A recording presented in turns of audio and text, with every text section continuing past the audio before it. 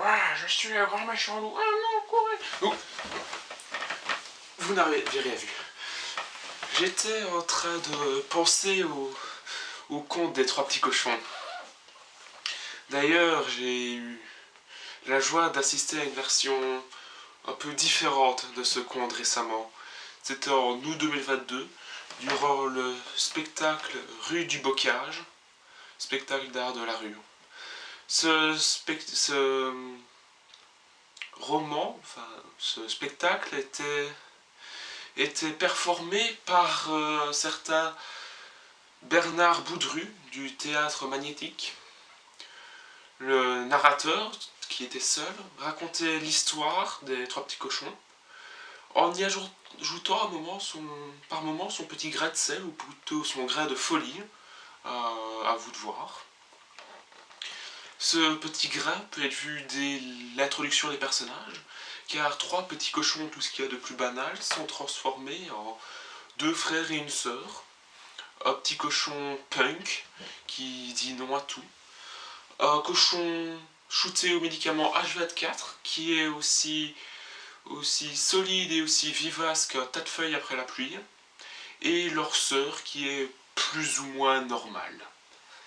L'histoire suit, elle, le cours habituel, donc trois petits cochons construisent leur maison, une en paille, une en bois et une en briques, et un loup détruit la maison de paille et de bois, mais n'arrive pas à détruire la maison de briques, et il veut manger les petits cochons qui, à chaque fois, vont dans les maisons d'après.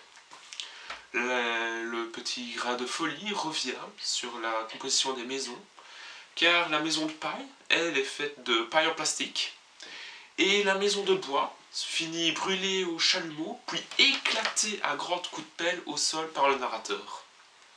Cela peut surprendre, mais ça fait partie de la prestation. Le style du narrateur est bien aussi avec, parce que son style vestimentaire atypique, avec son magnifique